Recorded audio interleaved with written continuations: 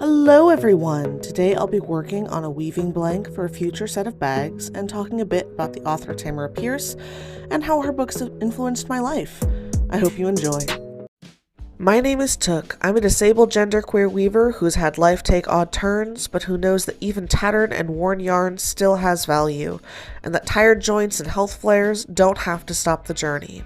I weave exclusively with secondhand fibers, aided with adaptive warping, HR and OSHA cats, and a wonderful found family.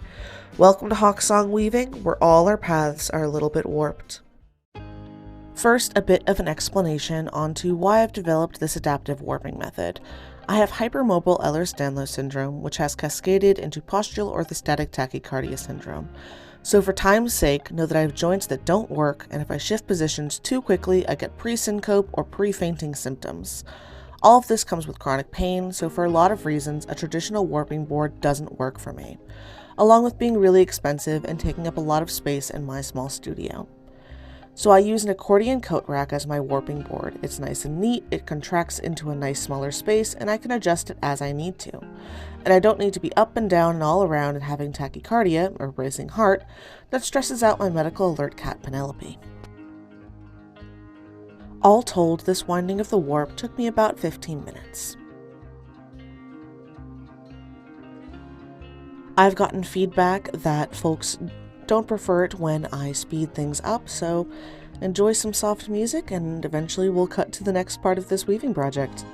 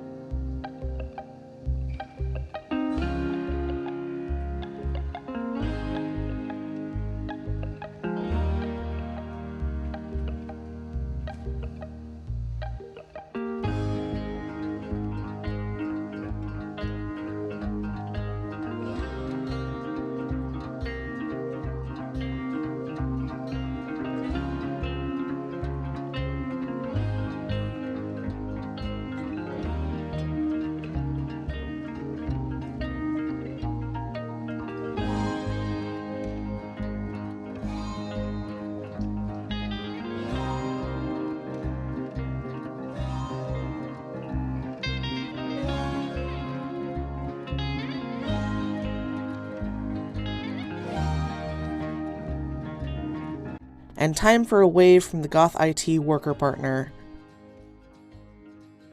She works from home, so often we have discussions when she steps away from her IT job, and we'll be talking off screen, so if you notice my mouth moving in the corner, that's why.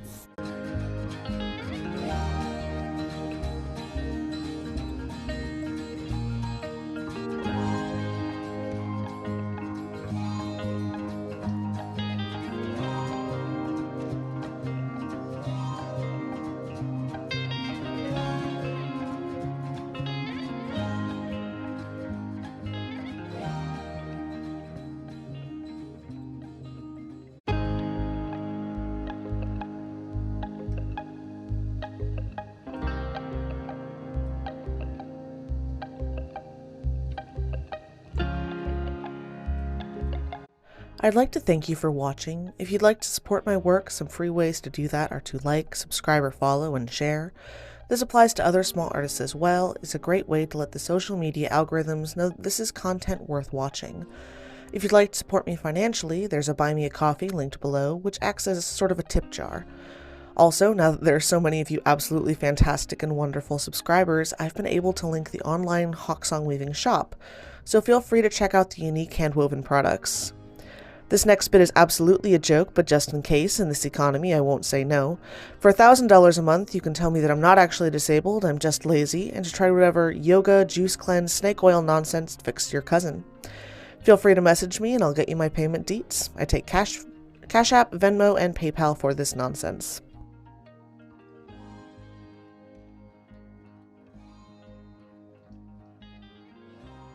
And time skip. With the warp threads sorted, I'm lifting up the loom to release the warping board from the loom, gathering the warp threads into one large bundle, and using the back of my neck to drape them over and keep them tidy and out of the way, while I collapse the warping board and get it tucked out of the way until I'm at a full pause point where I can get it unclamped from my desk.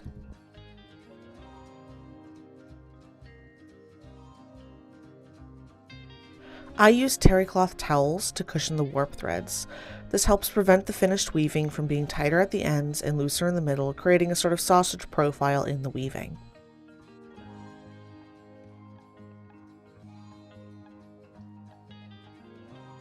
For this warp, I chose the darker, deeper browns. I really wanted this to be more of a woodland feel, and I think I got that in the end product.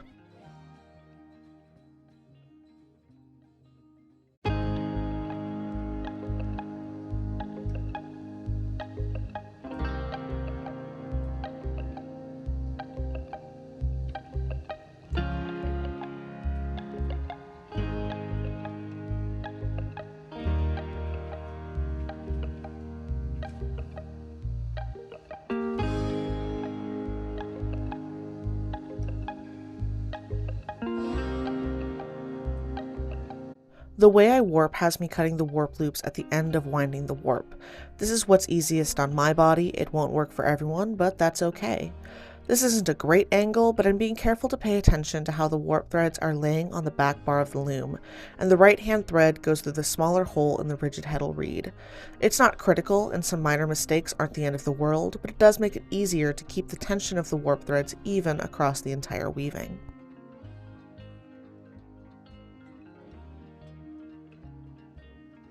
Something to keep an eye out for when you're using these vintage acrylics or thrift store yarn in general is the amount of stretch and bounce that each type of fiber has.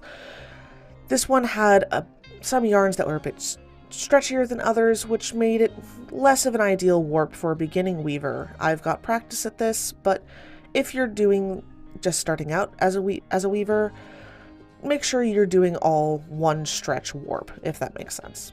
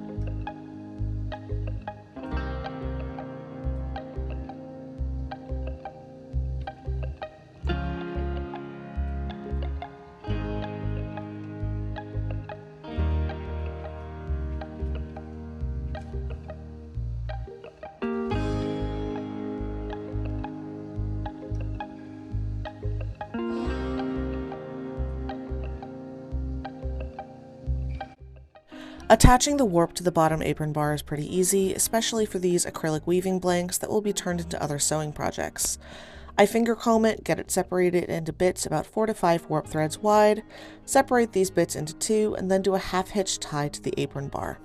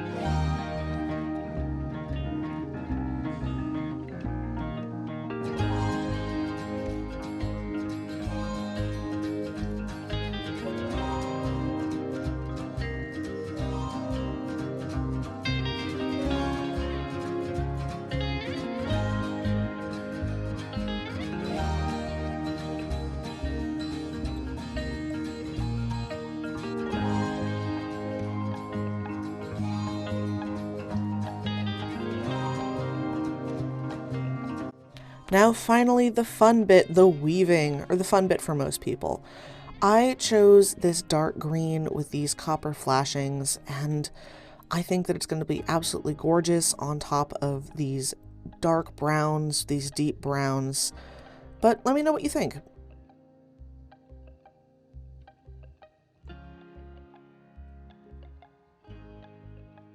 This yarn came from the Cooley Dickinson Hospice charity shop down the road from me. The copper flashing art yarn was purchased from the floor, but because they know me and know that I work with everything, they also had a bag full of odds and ends of vintage acrylic yarn that I got for $10. With the copper flashing, I was immediately reminded of the color of Wild Magic in the Tamora Pierce's Tortal series. For those unfamiliar, Tamora Pierce is an author who was a cult classic among YA readers ranging from the 90s to the aughts. Her work was revolutionary in young AFAB people feeling seen and empowered, with incredibly LGBTQIA+ representation for the time. She had a gender-fluid character, Alana, in her first series, and while she acknowledges that she lacked the words at the time, she knows that in today's language, Alana is gender-fluid. She also has lesbian characters, bi characters, demisexual and aromantic characters, all in main roles rather than just sidekicks or supporting cast.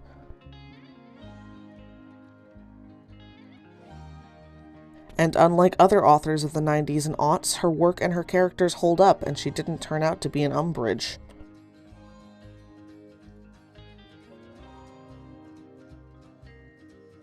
But as an unrealized, undiagnosed autistic kid who was perceived to be a girl, I connected really strongly to her characters. There was a character and situation for everything I was going through. I could rely on Daja and Dane for feeling outcast from my own community for something outside of my control. I could rely on Triss for feeling fat and ugly. I could rely on Killadry for putting words to my driving need for authenticity and justice. I could rely on Briar for what I now recognize as CPTSD from growing up below the poverty line, and that scared bit of me that gets terrified when I can't see all the food in the pantry.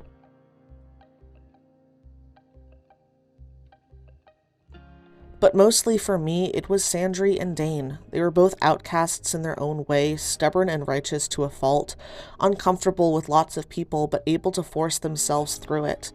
Sandry was a Stitch Witch, which as a fiber artist, of course, yes. But Dane, the wild mage with copper magic who could talk to animals, who was considered odd and unnatural and dangerous. Yeah, as an autistic kid, she was my favorite. Her storyline relays so much of what it is to be high-masking autistic in this society. You try, but you're not able to quite do it, and masking takes its toll on you physically and mentally. Dealing with other humans is exhausting, and when you point out that they're behaving like animals or talk about how you interpret human body language through animal body language, suddenly you're the monster for bringing lies into the open, lies that they were hiding, but not talking about or acknowledging why they were hiding them in the first place. Because, yeah, everyone does that. That's normal human behavior, but it's some unspoken taboo. From personal experience, this is even worse if you have a special interest in evolutionary psychology and sociology. For those who might not know, that's studying human behavior through the lens of evolutionary traits that have helped us survive, thrive, and adapt over the millennia. Dane finding her found family who happened to be people in powerful positions who saw and recognized her for who she was and what she was, and recognized her talents and her skills while also just loving who she was as a person. That felt like an unattainable goal for most of my life, and I'm there now, but it took until I was in my late 20s, and I'm turning 31 this year, and those books were so incredibly helpful during my childhood and my teen years. I can't express it enough. It's unlikely that she'll see this, but Tamora Pierce, if by any chance you're watching this, thank you. Thank you so much from me and for so many other kids who grew up with your books.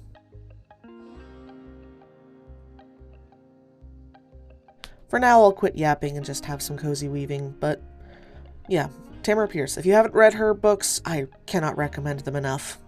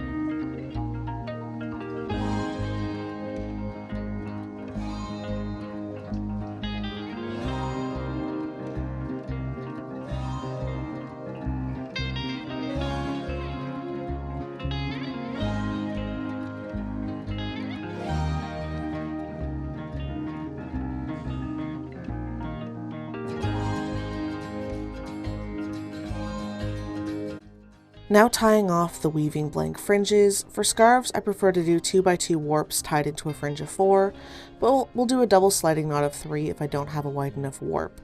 For this weaving blank, it's whatever works, as the ends will be sewn and then cut away, for the scraps being used as stuffing, and thus keeping my work zero waste.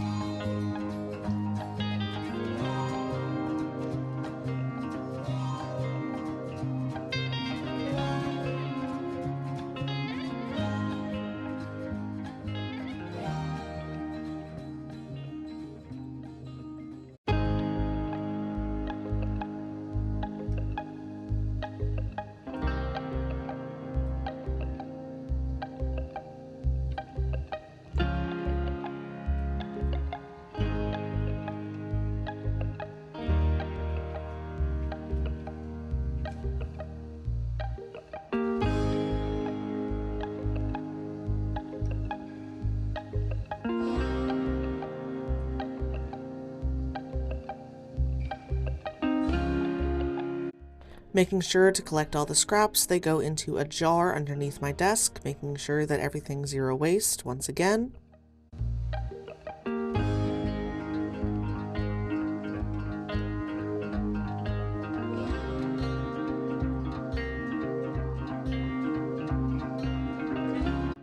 Unrolling and really admiring the amount of copper flashing that's peeking through. This is going to make such a cool bag once I get it all sewn up.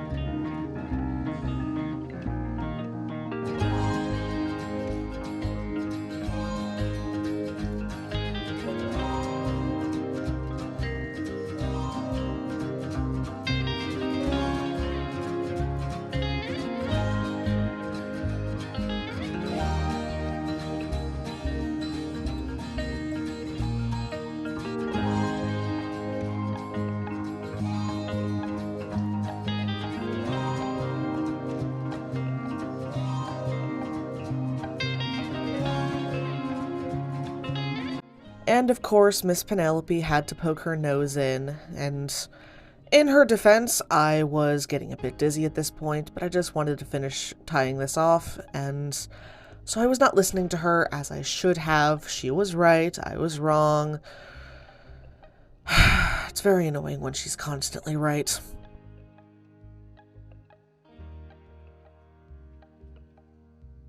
She does take her supervising very seriously. You can see her settling in to glare at me until I go sit down and actually rest.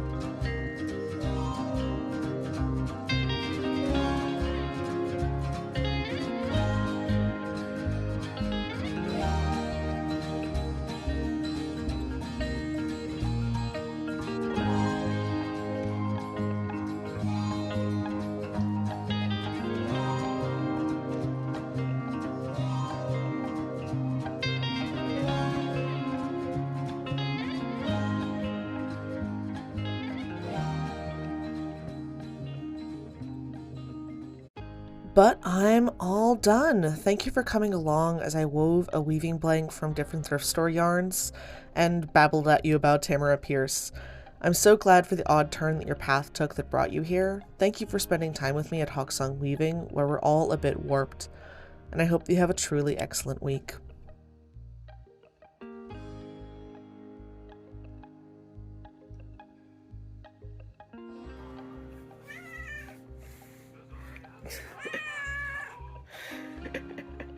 Yeah.